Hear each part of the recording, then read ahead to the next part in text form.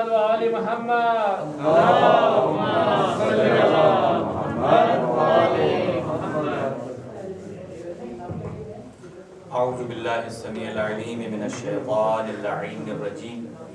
بسم اللہ الرحمن الرحیم. الحمد للہ رب العالمین والصلاة والسلام والتحیۃ والاکرام علی سیدنا و نبینا و شفیع ذنوبنا و طبیب نفوسنا رحمت للعالمین ابی القاسم مصطفیٰ محمد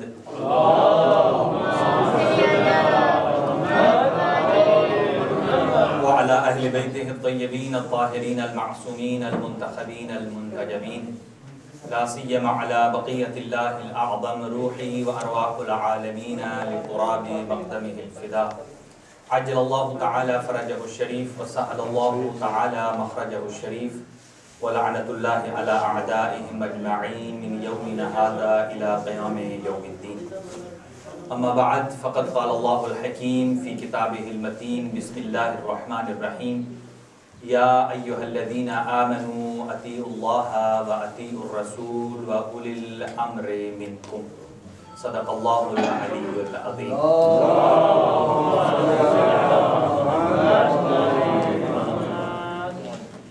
محترم ناظرین اور سامعین، خداوند متعال آپ تمام کو اپنی حفظ و امان میں رکھے. جو مریض ہیں ان کو شفائے کلی عطا فرمائے، اور اس ادارے کے جتنے آرگنائزر ہیں، منتظمین ہیں، والنٹیئرز ہیں، اور جو فی سبیل اللہ خدمت کر رہے ہیں، پروردگار عالم ان کی توفیقات خیر میں اضافہ فرمائے، اور جتنے ممبران ہیں، مومنین ہیں، مومنات ہیں، ان سب کو اس موذی وبا سے محفوظ اور معصوم فرمائے، اور اس کا جلد از جلد خاتمہ فرمائے. محجبین فاطمہ جناب حسن مہدی صاحب کی والدہ علیل ہیں، اللہ ان کو شفا عطا فرمائے. شاد حسین شاہ صاحب مریض ہیں، اور ایک اور مومنہ مریض ہیں، اللہ ان کو شفا کلی عطا فرمائے. ایک صلوات پڑھ لیجئے اپنی دعاؤں کی قبولیت کے لیے.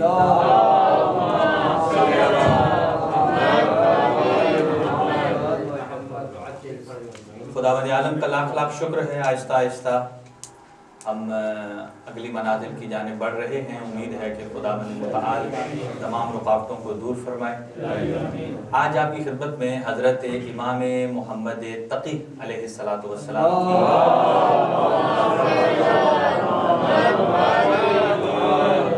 شہادت کے عنوان سے کچھ معروضات پیش کروں گا آپ کی خدمت میں. اور سب سے پہلے کہ امام کی زندگی کا خلاصہ.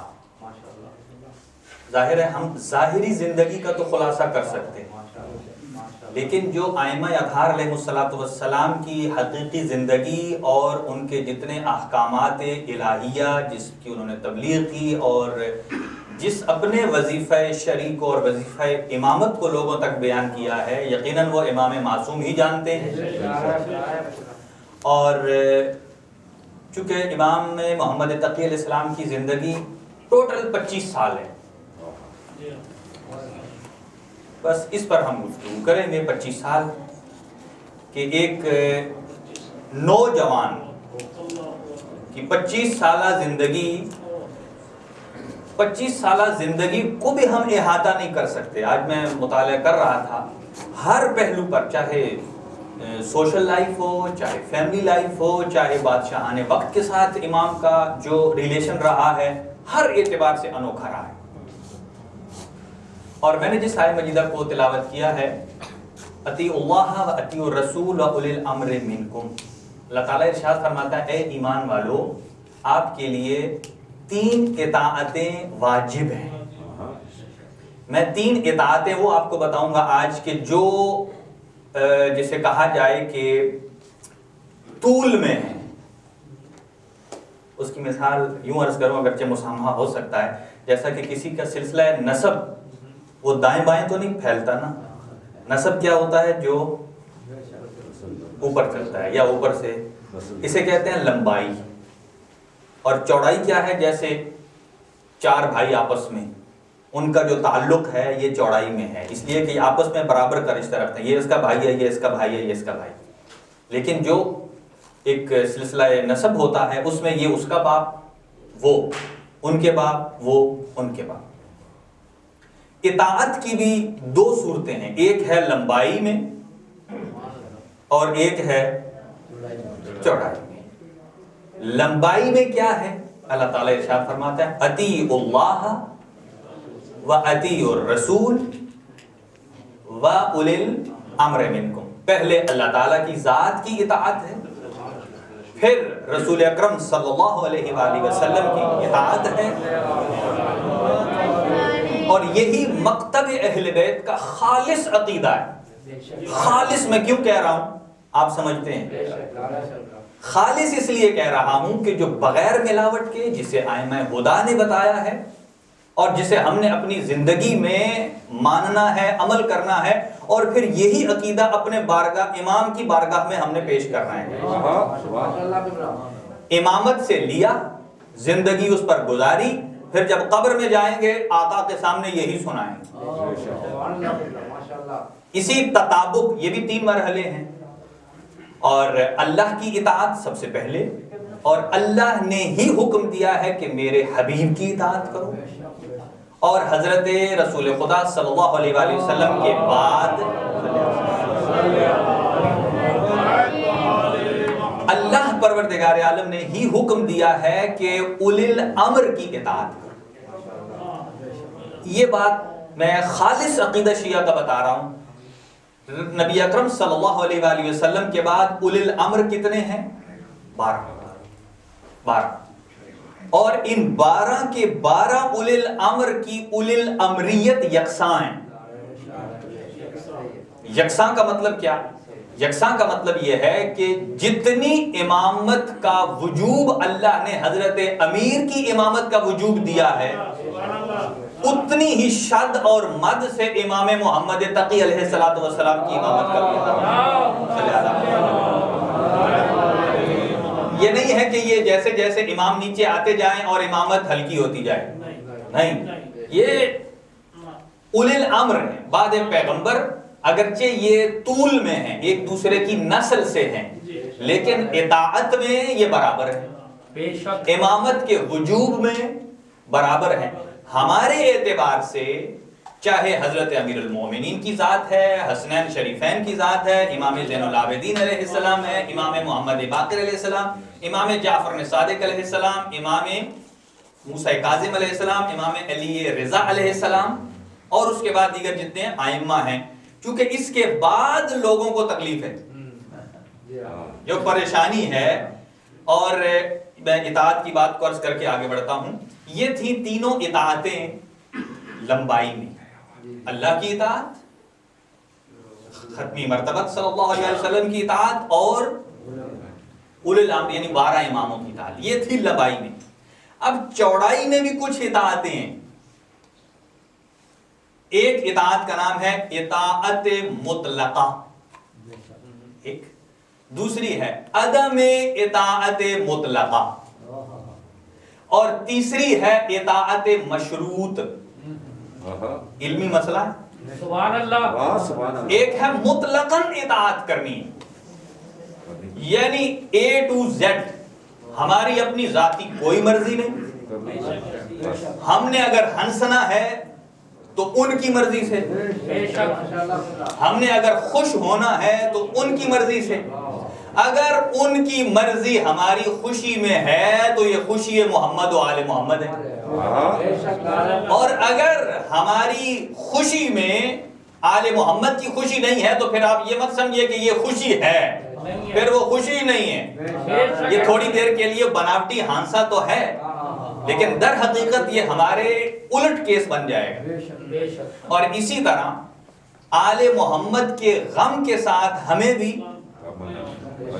غمگین، یہ اطاعت مطلقہ ہے۔ مطلقہ کا مطلب کیا ہے؟ یعنی 1% بھی احتمال نہیں ہے کہ ہم اللہ، رسول اور اہل بیت سے ہٹ کر اپنی مرضی چلا لیں۔ اگر کوئی ایک مرحلے میں بھی اپنی مرضی چلاتا ہے تو یہ اطاعت مطلقہ نہیں ہے۔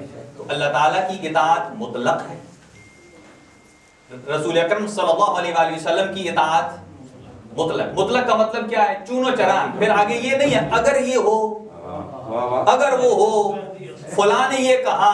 ابھی عرض کرتا ہوں آپ کی خدمت میں، وضو کی ایک آیت مجید ہے، اور پھر یہ ہے اطاعت مطلقہ، A to Z۔ کسی صورت میں کسی شخص کو کوئی ایکسیپشن نہیں ہے، کوئی استثناء نہیں ہے، کوئی باپ ہے، کوئی بیٹا ہے، کوئی نانا ہے، دادا ہے، پردادا ہے، پاکستانی ہے، غیر پاکستانی ہے، کسی کو کوئی استثناء نہیں، اطاعت مطلقہ۔ دوسری عدم اطاعت مطلقہ، عدم کسے کہتے ہیں؟ نہ ہونا، یعنی کسی صورت اطاعت کرنی ہی نہیں،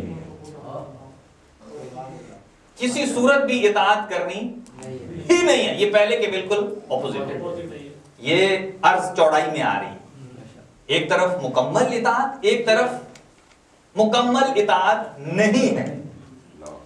مثلا کس کی؟ قرآن مجید کہتا ہے لا تطع الکافرین والمنافقین، نہ کافرین کی اطاعت ہے، یہ نہیں ہے کہ کافرین اور چھوڑو ان کو، فلاں بات اس کی ٹھیک ہے، جیسے سورہ منافقین میں ہے۔ دیکھیں آپ یہ نہیں کہہ سکتے کہ منافقین یا منافقت کا وجود نہیں، جو شخص یہ کہتا ہے کہ نہیں منافقت کا کوئی وجود ہی نہیں ہے، وہ سراسر پھر یا تو قرآن کا منکر، اللہ کے کلام کا منکر، اس لیے کہ قرآن نے مکمل ایک سورہ منافقون دی ہے، اور وہ بھی دی ہے کہ جمعے والے دن دوسری رکعت میں پڑھنا مستحب ہے، تاکہ بڑے اجتماع میں جب سارے جمع ہوں تو پتہ چلے کہ منافقت کیا ہے۔ قرآن کہتا ہے لا تطع الکافرین والمنافقین، قرآن نے کہا منافقین کی مطلقاً اطاعت نہیں کرنی۔ منافق کسے کہتے ہیں؟ جس کے دو منہ سامنے ہو۔ ایک اور مقام پر فرمایا لا تطع الکافرین والمنافقین لا تطع آثما وکفورا، جو گناہگار شخص ہے اس کی بھی اطاعت نہیں۔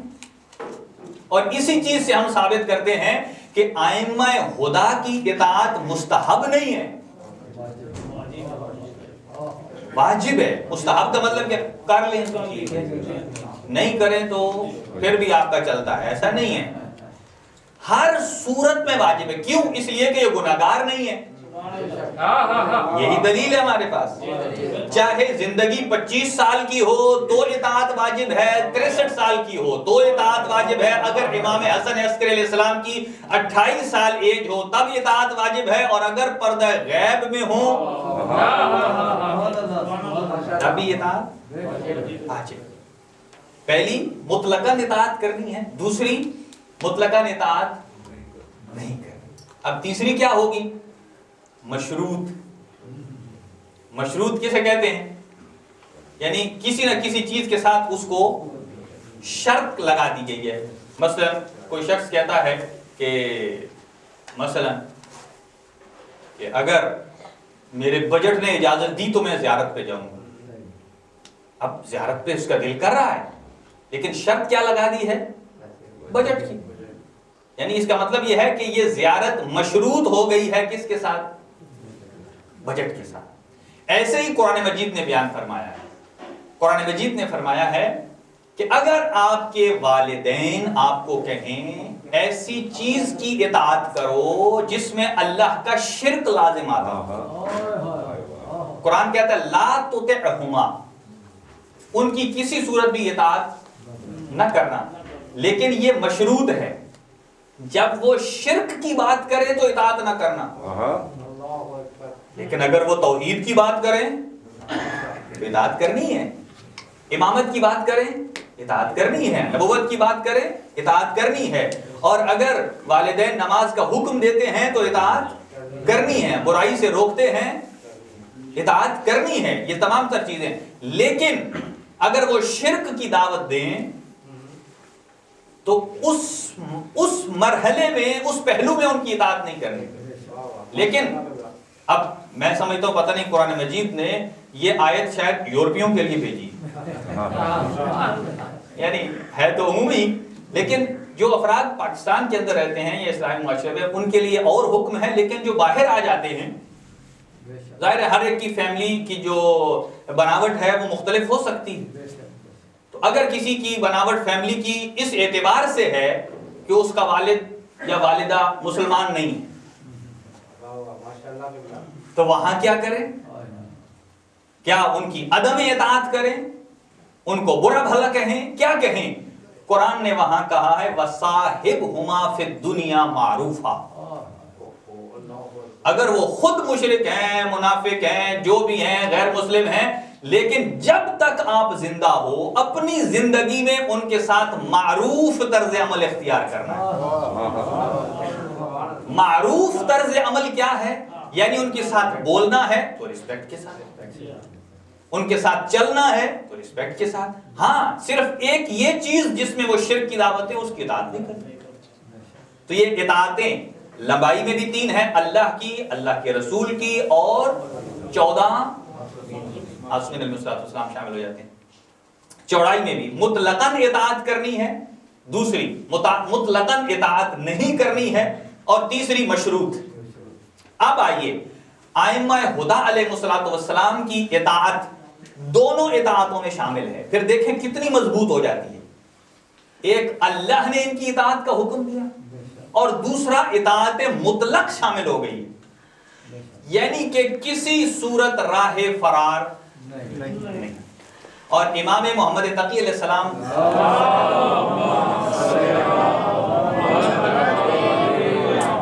آپ 7 سال کی عمر میں تھے، 7 سال کی عمر میں آپ عہدہ امامت پر فائز ہو گئے۔ عمر کم ہے، امام کی ظاہری عمر 25 سال ہے، لیکن امامت کی ذمہ داری کم نہیں ہے۔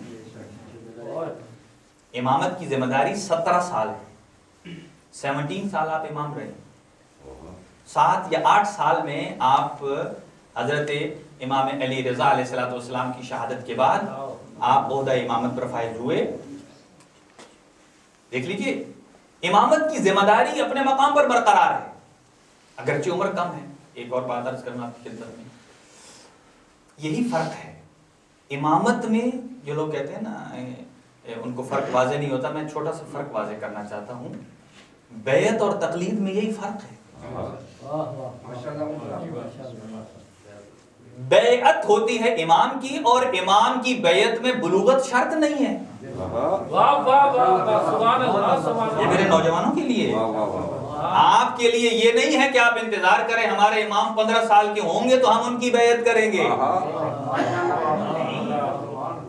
امام ایک دن کے امام ہیں تو بھی بیعت واجب ہے، اور اگر امام کی عمر زیادہ ہے تب بھی واجب ہے۔ البتہ یہ ہے کہ جب ایک امام ایگزسٹ کر رہے ہوتے ہیں تو دوسرے امام جو ان کے بعد آنے والے ہوتے ہیں وہ ان کی اقتداء میں ہوتے ہیں۔ اقتداء میں بعین مانا جیسے امام حسین علیہ السلام ہیں، 10 سال برابر امام حسن مجتبی علیہ السلام کی امامت میں رہے ہیں، اگرچہ دونوں کی سوچ ایک ہے، دونوں کی فکر ایک ہے۔ جب رسول اللہ صلی اللہ علیہ وسلم نے فرما دیا کہ الحسن والحسین امامان قاما او قعدا، چاہے قیام کریں تو بھی امام ہیں، قعود کریں تو بھی دونوں فکر ایک ہے، لیکن ظاہری اعتبار امامت کی بیعت ہوتی ہے، اور بیعت میں بلوغت شرط نہیں ہے۔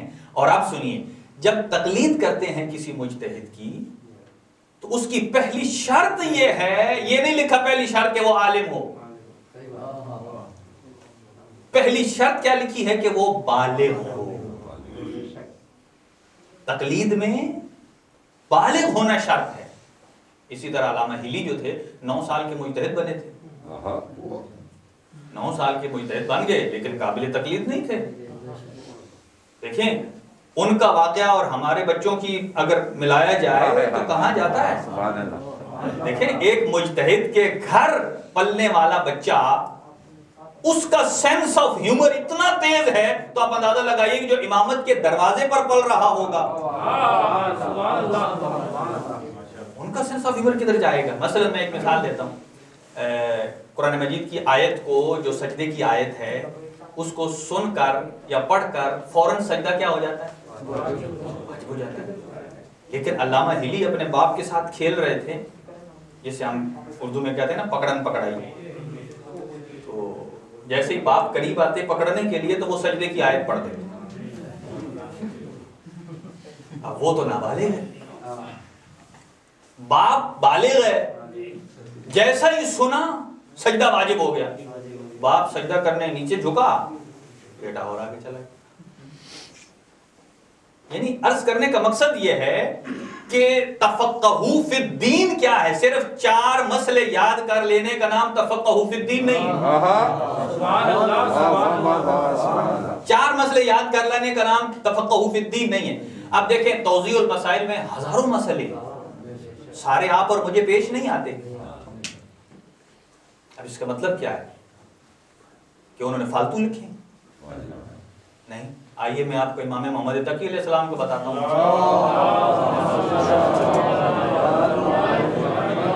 امام محمد تقی علیہ السلام کو جب کم سنی میں 8 سال کی عمر میں مامون نے اپنی بیٹی کا رشتہ دیا، اور یہ جو ہم عقد پڑھتے ہیں نکاح، اس میں جو خطبہ نکاح پڑھا جاتا ہے یہ بھی امام محمد تقی علیہ السلام سے منسوب ہے۔ امام محمد تقی علیہ السلام نے دربار میں اپنا عقد خود پڑھا، اور یہی خطبہ پڑھا جو ہم پڑھتے ہیں۔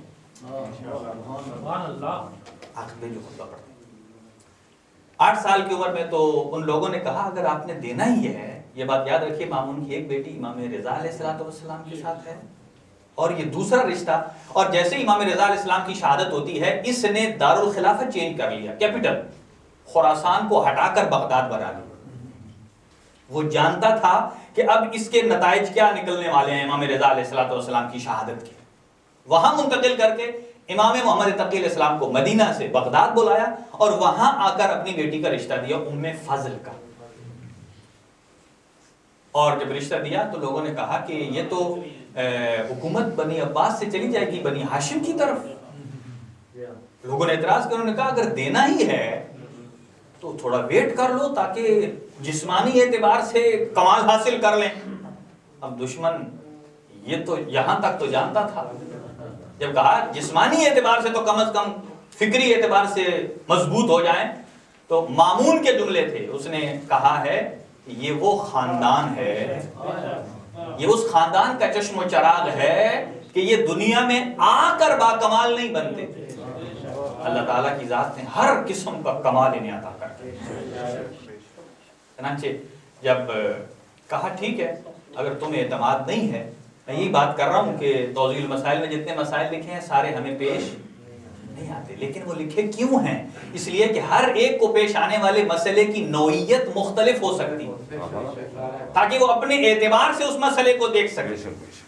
وہ تفصیل انہوں نے آسان کر کے ہمیں بتا دی، اور اس نے کہا ٹھیک ہے ایک علمی محفل لگاؤ، اگر آپ ہرا سکو امام محمد تقی کو تو بات ٹھیک ہے، اور اگر علم تم سے افضل ہے تو پھر اور کیا چاہتے ہیں۔ تو وہاں کا جو قاضی القضات تھا یحییٰ بن اقسم، اس کو بلایا گیا، سارے اپنے اپنے تیر آزماتے رہے۔ اس نے آ کر سوال کیا کہ اے فرزند رسول یہ بتائیے کہ حج میں اگر کوئی محرم، میں وہ نہیں بتانا چاہتا جو آپ سننا چاہتے ہیں، کہ اگر کوئی حالت احرام میں شکار کرے تو اس کا کفارہ کیا ہے؟ میں جو چیز بیان کرنا چاہتا ہوں وہ ہے تفقہو فی الدین، کہ دین میں سمجھ بوجھ کس چیز کا نام ہے۔ اس نے کہا کہ حالت احرام میں اگر کوئی شکار کرے تو اس کا کفارہ کیا؟ حالانکہ کفارات میں سب سے مشکل باب حج کی کفارات کا ہے، اور یہی کفارات ہیں۔ بڑا اس نے چن کے سوال کیا، چوٹی کا۔ اب حضرت نے یہی تفقہ فی الدین ہے، اس نے ایک سوال کیا کہ حالت احرام میں کوئی شکار کرے تو کفارہ کیا ہے؟ امام نے یہ نہیں کہا اتنی بکری دے دے، اتنی بھیڑ دے دے، یہ دے دے۔ امام نے تفقہ فی الدین کا ایک پورا چیپٹر کھول دیا۔ وہ کیا؟ حضرت نے فرمایا تیرا سوال انکمپلیٹ ہے، اگر تو اپنے سوال کو کھولے گا تو مجھے پتا چلے گا کہ میرا جواب تیرے کس سوال سے ریلیٹ کرتا ہے۔ ٹھیک ہے، حضرت نے فرمایا یہ بتاؤ کہ اس نے جو شکار کیا ہے وہ ہل میں کیا یا حرم میں کیا؟ یہ آپ کیا سمجھتے ہیں؟ یہ صرف میں واقعہ بیان کر کے لچھے دار زور زور سے اور آخر میں آپ کے نعرہ حیدری تو میں راضی ہو گیا؟ نہیں، مقصد امام محمد تقی علیہ السلام کا یہ نہیں ہے۔ مقصد یہ، میں اپنی اصطلاح میں کہتا ہوں، امام نے اس کے ایک سوال کے 22 ٹکڑے کر دیے، اور یہ 22 ٹکڑے نہیں ہیں، 22 مسئلے ہیں، اندر اس کے 22 شکیں اور جڑیں ہیں۔ جن جڑوں کا پتہ چلے گا تو اس مسئلے کا حل پتہ چلے گا۔ ہمارے ہاں آج تک لوگ صرف یہی سمجھتے ہیں تیمم ایک ہی صورت میں کرنا ہے جب پانی نہیں ہوگا. ایسا ہی ہے نا, ایک عام کانسیپٹ ہے کہ تیمم کی باری کب آنی ہے کہ جب پانی نہیں ہے. لیکن کسی کو یہ نہیں پتا کہ جب وقت تھوڑا رہ جائے, آپ کا وظیفہ اس وقت وضو نہیں ہے, آپ کا وقت اس وقت بھلے آپ کے سامنے ندی بہ رہی ہو, لیکن وضو پر لگتے ہیں مثلا 2 منٹ, تیمم پر لگتے ہیں 20 سیکنڈ, تو نماز کا وقت اتنا ہی رہ گیا ہے کہ آپ تیمم کر کے نماز پڑھ سکتے ہیں. اور اگر آپ تیمم کی جگہ وضو کرتے رہیں گے, نہیں جی میرے سامنے دریا بہ رہا ہے, دریا بہ رہا ہے, اپنے وظیفہ شرعی کو نہیں پہچانیں گے, وہاں وضو کرتے رہ گئے تو شرعن میرے لیے میں گناہگار ہوں, نماز بھی میں نے جان بوجھ کر قضا کی ہے, چھوڑی ہے.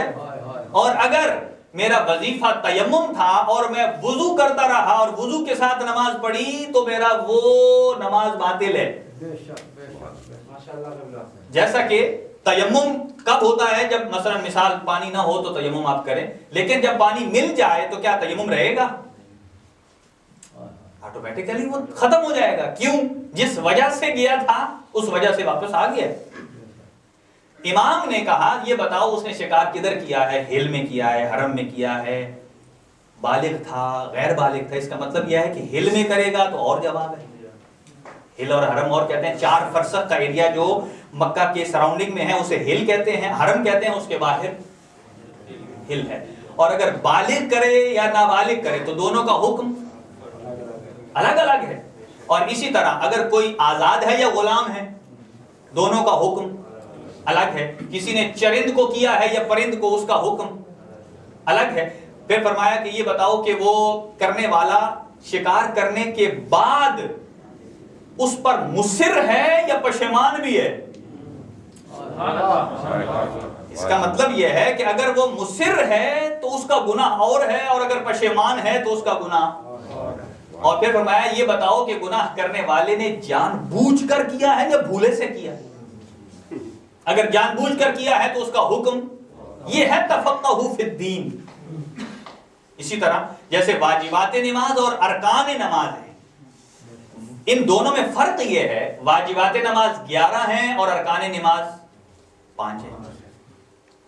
ارکان انہیں کہتے ہیں کہ جو ستون جن پر نماز کھڑی ہوتی ہے, اگر وہ آپ جان بوجھ کر چھوڑیں گے یا بھولے سے چھوڑیں گے نماز باطل ہے. یہ تفقہ فی الدین ہے. اور اگر واجبات میں سے کوئی جان بوجھ کر چھوڑ دیں گے تو نماز باطل ہے, لیکن اگر بھولے سے چھوٹ جائے تو نماز باطل نہیں ہے. مثلا میں مثال دوں, روز جمعہ والے دن جو قنوت کی ترتیب ہوتی ہے وہ اوپر نیچے ہوتی ہے. پہلی رکعت میں تو ٹھیک ہوتی ہے, پہلے قنوت اور پھر رکوع, اور دوسری میں برعکس ہو جاتا ہے, اور اس میں کسی کا قصور نہیں ہے. وجہ یہ ہے کہ ہماری جو روٹین ہے, جب روٹین سے تھوڑی سی چیز ہٹ جاتی ہے تو اب کئی لوگ اس کو کرنے کے بجائے اگر رکوع میں گئے ہیں تو اس کے بعد کھڑا ہو کر اگر آپ نیچے سجدے میں چلے گئے ہیں تو وہاں سے واپس آنا درست نہیں ہے, چونکہ واجب سے پلٹ کر مستحب کی طرف نہیں آ سکتے. مستحب تو چھوٹ گیا, ثواب تھا, ایک اپرچونٹی تھی, آ گئی, نہیں آئی تو آپ کا کوئی نقصان نہیں ہے. لیکن آپ واجب کو چھوڑ کر آ رہے ہیں مستحب کو لے جانے کے لیے, تو وہ ساری کی ساری نماز تفقہوا فی الدین کیا ہے. بس میں اسی پر ایک واقعہ عرض کرتا ہوں آپ کی خدمت میں, اور پھر اپنی گفتگو کو کلوز کرتے ہیں. پھر ذکر آزادی ہے کہ امام محمد تقی علیہ السلام, ہاں یہی عرض کر رہا تھا کہ امامت اور یعنی بلوغت, تقلید اور بیعت میں یہ فرق ہے. بیعت امام کی ہے, بلا چون و چران ہے, بغیر کسی عمر کی قید کے ہے, بغیر کسی بلوغت اور عدم بلوغت کو دیکھے کے ہے. بیعت واجب, اور تقلید میں پہلی شرط کیا ہے؟ بلوغت. اگر وہ اجتہاد کے درجے پر پہنچے, علم بعد میں دیکھا جائے گا, زہد بعد میں دیکھا جائے گا, تقوی بعد میں دیکھا جائے گا, لیکن بلوغت پہلے دیکھی جائے. اور یہی اس میں بنیادی فرق ہے. اور یہاں آ کر دو واقعات ہیں، لیکن میں ایک عرض کرتا ہوں جو واقعہ آپ کی شہادت کا سبب بنا۔ ہر ایک نے امام کے ساتھ مناظرے کیا، ہر ایک ہارتے گئے، لیکن ایک علمی مناظرہ وہ معتصم کے زمانے میں تھا۔ یہ بات یاد رکھیے، امام کی 25 سالہ زندگی ہے، 195 میں اس دنیا میں تشریف لائے اور 220 میں گئے، درجہ شہادت پر فائز، اور 95 میں ہی جنگ ہوئی ان کی امین مامون کی، اور امین مارا گیا، مامون برسر اقتدار آیا، اور یہ رہا 98 سے لے کر 218 تک مامون رہا امام کی زندگی۔ پھر آخری 2 سال جو ہے معتصم باللہ، وہ بھی ہارون کا بیٹا ہے اور اسی کا بھائی ہے مامون کا۔ اب یہ کئی لوگ کہتے ہیں کہ مامون شیعہ تھا، یہ غلط بات ہے۔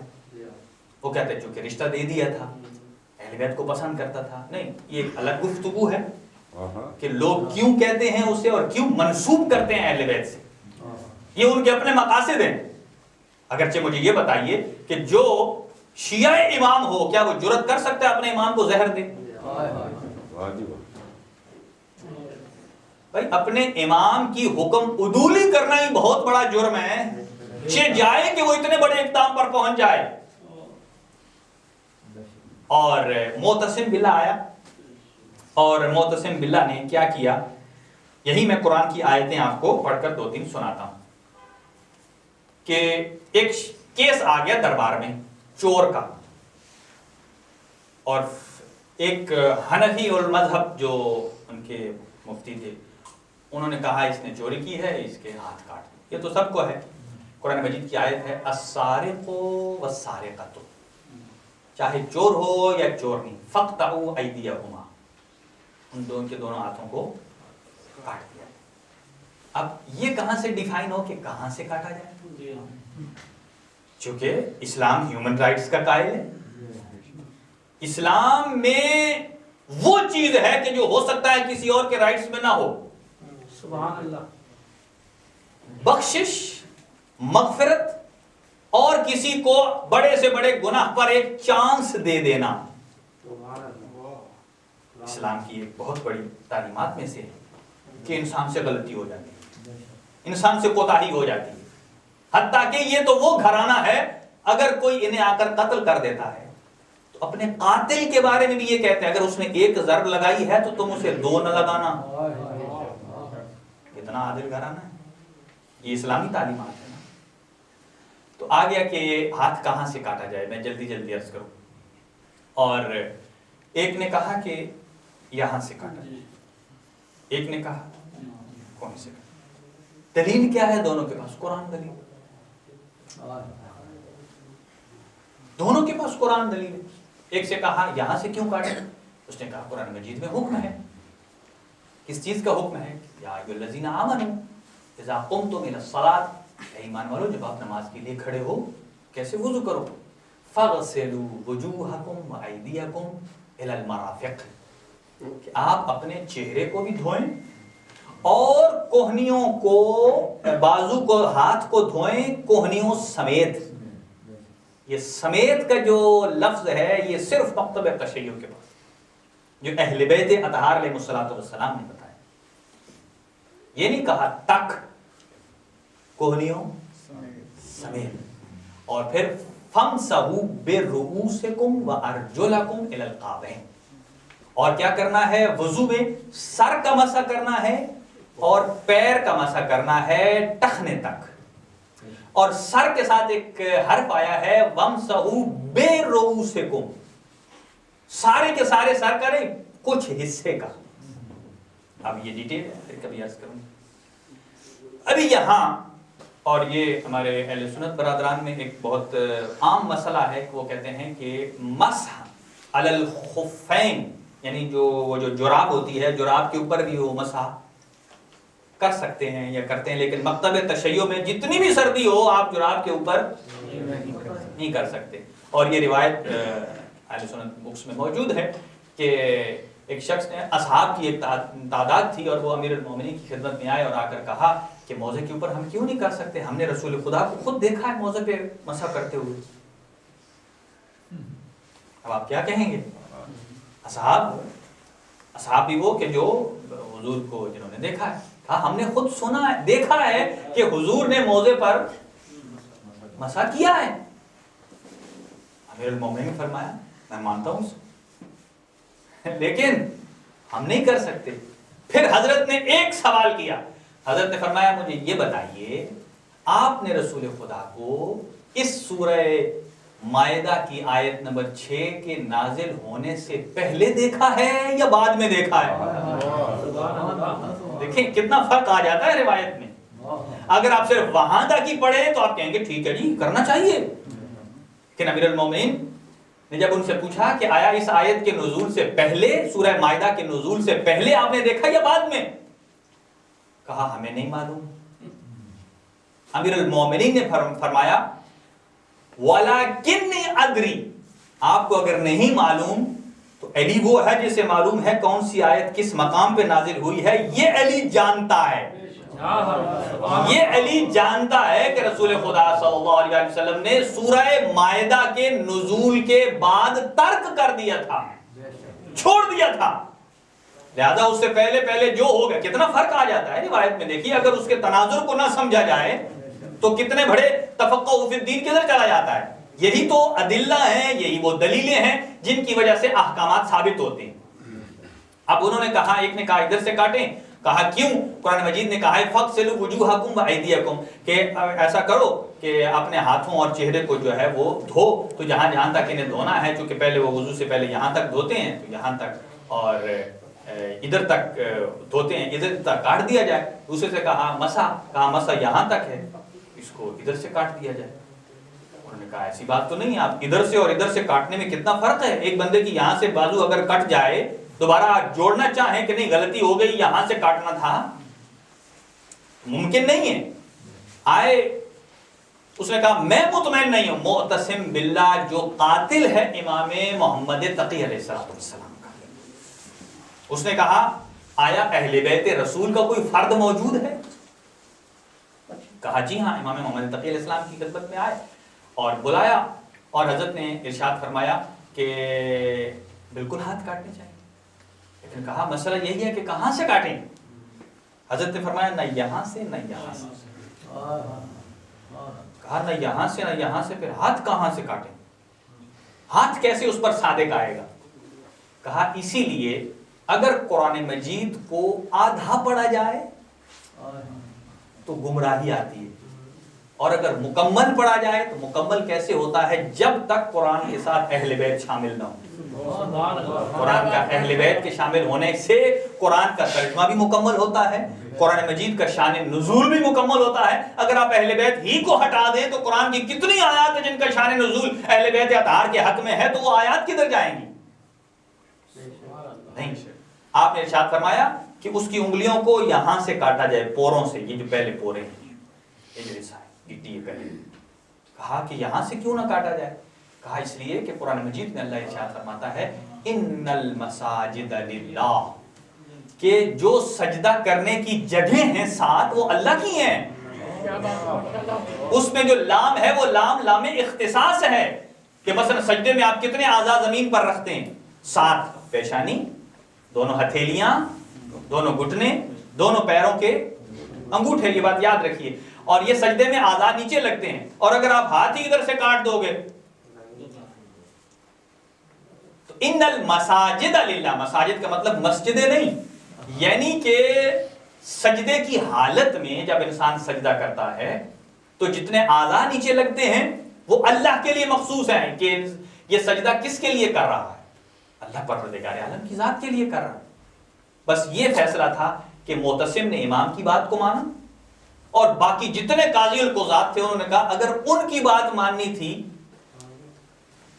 ہماری تو ویلیو ڈاؤن ہو رہی ہے، ہم کس کے بادشاہ رہ گئے؟ وقت تیزی سے نکل گیا ہے۔ یہ ایک مناظرہ جو سبب بنا کہ امام محمد تقی علیہ السلام کو اس نے اپنے راستے سے ہٹانا چاہا۔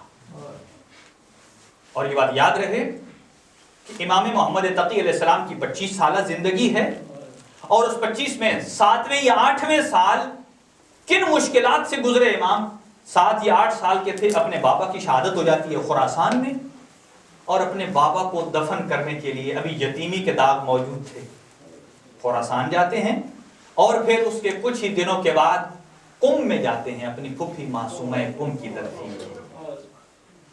یعنی ابتدائی عمر سے ہی جن مسائل کا سامنا امام محمد تقی علیہ السلام کو کرنا پڑا، یتیمی کا داغ، دکھ الگ، اور سب سے بڑا دکھ کیا ہے؟ آپ دیکھ لیجئے یہاں جتنا بھی کوئی غریب آدمی ہو، اگر کوئی آدمی یہاں اس کی فوتیدگی ہو جائے تو ہر آدمی کی کوشش ہوتی ہے، خاص طور سے کمیونٹی اس کے لیے کوئی انتظام کر دیتی ہے، دوست احباب مل کر لیتے ہیں، اگر یہ فوت ہو گیا ہے تو اس کی ڈیڈ باڈی یا لاش اپنے وطن پہنچا دی جائے، اپنے پیاروں کے پاس پہنچا دی جائے۔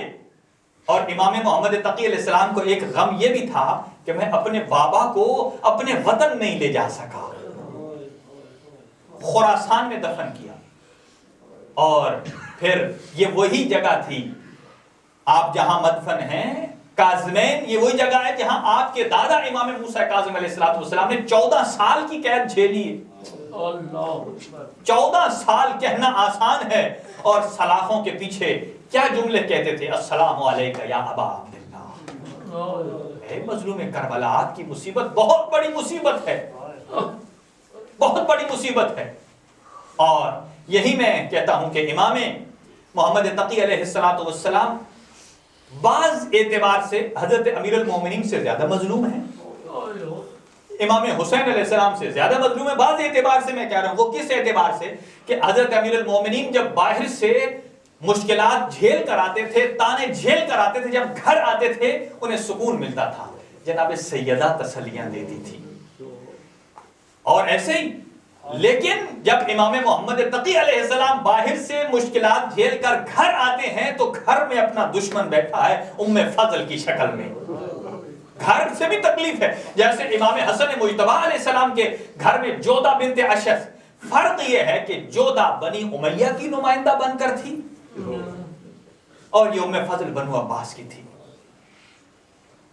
کتنی مشکل تھی امام محمد تقی علیہ السلام کے لیے۔ اور پھر ایک مرتبہ 7 سال کی عمر میں آپ کو مدینہ چھڑوایا، اور اس وقت جب جا رہے تھے نا الوداع کر کے روضہ رسول سے، اور الحافظ والحفیظ کی صدائیں بلند کر رہے تھے، کسی نے گریہ کیا تو امام فرماتے ہیں ابھی گریہ نہ کرو، ابھی میں جاؤں گا تو میں واپس پلٹ کر آؤں گا۔ لیکن عزاداران امام محمد تقی علیہ السلام، اب جب کہ معتصم نے خط لکھ کر بلایا امام کو، اور اب امام جو جنت البقیع میں جاتے ہیں تو الوداع کا انداز ہی کچھ اور ہے، روضہ رسول پر جاتے ہیں تو گڑ گڑا کر اتنا روتے ہیں کہ الفاظ گردن میں گلوگیر ہو جاتے ہیں۔ اور اہل خانہ نے جب پوچھا، کہا اب کی محمد تقی واپس پلٹ کر نہیں آئے۔ مدینے کی گلیوں میں جب جاتے تھے نا، الحافظ والحفیظ کی صدائیں لگاتے تھے اور یہی کہتے ہوں گے، یا رسول اللہ، آپ کے شہر میں آپ کے بیٹے کو کوئی رہنے نہیں دے رہا ہے۔ نہ جانے کس طرح جناب سیدہ کے روزے سے الوداع کیا ہوگا۔ اور جیسے ہی وہاں سے پلٹے، اگرچہ گریہ کر رہے تھے، وہاں سے آئے، میں کہوں گا اے امام محمد تقی علیہ السلام، آپ اگرچہ آپ کی 4 اولادیں ہیں، آپ کے ایک بیٹے امام علی نقی ہیں، ایک موسیٰ مبرقہ ہیں جن سے آپ کی نسل آگے چلی ہے، اور امام علی نقی علیہ السلام سے 2 بیٹیاں ہیں آپ کی، لیکن جب آپ آ رہے تھے نا وہاں سے، آپ کو اتنا یقین تو تھا، اطمینان میں تھے کہ آپ کے اہل حرم امان خدا میں ہیں۔ آپ سارے اہل حرم والے ہیں نا، کہ آپ کے اہل حرم، آپ کی مستورات اللہ کی امان میں ہیں، اتنا تو آپ کو یقین تھا۔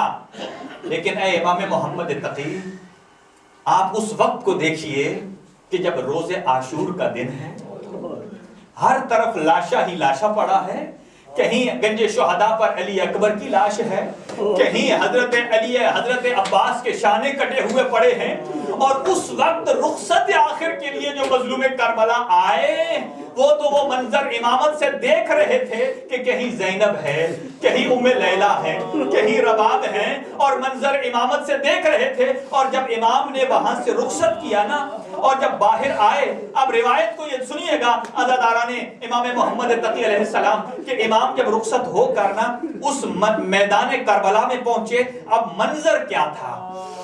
امام 3 طرف نگاہیں کرتے تھے، ایک مرتبہ اہل حرم کے خیام کی طرف نگاہ کرتے، حسرت بھری نگاہ، اور دوسری نگاہ ان اشقیاء کی فوج کی طرف کرتے تھے۔ اور راوی کہتا ہے پھر مظلوم کربلا اپنے سوکھے ہوئے ہونٹوں پر اپنی زبان کو چلا کر پھر گنجے شہداء پر جتنے شہید پڑے ہوئے تھے نا، کہیں اونا محمد ہے، کہیں قاسم ہے، کہیں اکبر ہے، کہیں عباس ہے، اس منظر اس چین بنا کر مظلوم کربلا نے جب دیکھنا شروع کیا، پھر خطاب کیا کن کو؟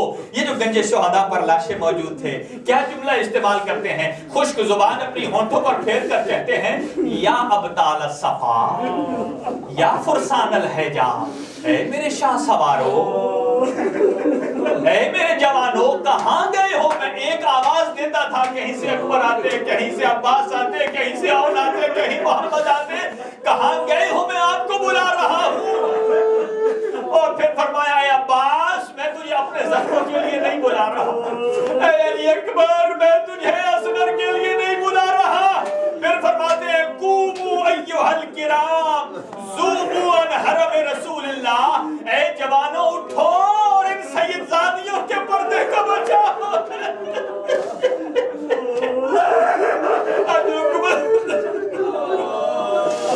اپنی آوازوں کو بلند کیجئے، امام محمد تقی علیہ السلام آپ کی ہر مشکل کو آسان فرمائے۔ میں کہوں گا آقا محمد تقی آپ اتنے اطمینان میں ہیں کہ آپ کے اہل حرم اللہ کی پناہ میں ہیں اور الحافظ والحفیظ کی آوازیں لگا کر آ رہے ہیں۔ بس ایک جملہ سن لیجئے۔ اور جب زہر دیا نا، یہاں دو روایتیں ہیں کہ جب اس نے اپنے راستے سے ہٹانے کی کوشش کی، اور دو روایت انگور میں زہر دیا، ایک یہ ہے کہ معتصم نے ایک نمکین اور میٹھا شربت تیار کیا اور اسے ٹھنڈا کیا اور اس میں زہر کو آلود کیا اور کہا آقا کو ایک ساتھ ایک قسم کا فورس بھی کیا کہ اسے گرم ہونے سے پہلے پی لیجئے۔ امام نے اس کا جب ایک گھونٹ بھرا اور جیسے ہی وہ پانی جب حلق سے اترا، اور آپ جانتے ہیں کہ زہر خون میں اثر کرتی ہے اور اس کے بعد خون جب جگر میں جاتا ہے تو وہ اسی کو معلوم ہوتا ہے کہ جس کے اندر وہ زہر جا رہی ہوتی ہے۔ حضرت نے جب ام فضل کی طرف دیکھا اور کہا اے ام فضل، تو نے میرے بچوں کو کیوں یتیم کر دیا؟ کہا اے ام فضل، کیا میں تیرا اچھا شوہر نہیں تھا؟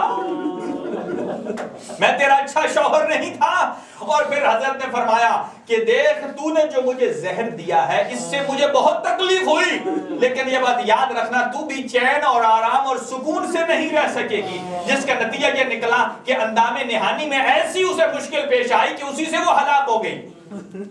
اور جب زہر کا اثر آنا شروع ہوا اور امام کروٹیں بدلتے رہے، چہرے کا رنگ بدلی ہوتا رہا، اور کیفیت یہ تھی کہ اس ظالمہ نے غلاموں کو پانی دینے سے بھی روک دیا تھا کہ کوئی جب امام پانی مانگے، وقت زیادہ ہو چکا ہے بس اسی پر تمام کر رہا ہوں، اور جب کہا کہ پانی نہ دینا، میں کہوں گا ابن رسول اللہ، آپ تو وہ ہیں کہ آپ پانی دیکھ رہے ہیں، آپ کی زوجہ نے جو ام فضل ہے، جو ظالمہ ہے، اس نے پانی نہیں دیا اور روکے رکھا، لیکن لا یومک یومک یا ابا عبداللہ، لیکن اے امام محمد تقی، آپ کے ہاتھ تو آزاد تھے، لیکن ہائے آپ کے جد مظلوم کہ جب شبر کند خنجر لے کر مظلوم کربلا کے سینے پر موجود تھا، راوی کہتا ہے الشبر جالس علی صدر الحسین، جب شبر مظلوم کربلا کے سینے پر سوار تھا اور اس نے ایک ہاتھ ریش اقدس میں رکھا ہوا تھا اور کند خنجر سے جب وار کرنا چاہا تو مظلوم کربلا نے فرمایا اے ظالم، اگر تو مارنا ہی چاہتا ہے تو مجھے ایک گھونٹ پانی کا تو دے دو۔ وہ کہتا ہے آپ کا ایمان نہیں ہے کہ حوض کوثر پر آپ کے نانا موجود ہیں۔ الا لعنت اللہ علی القوم الظالمین وسیعلم الذین ظلموا ای منقلب ینقلبون۔ ماتم حسین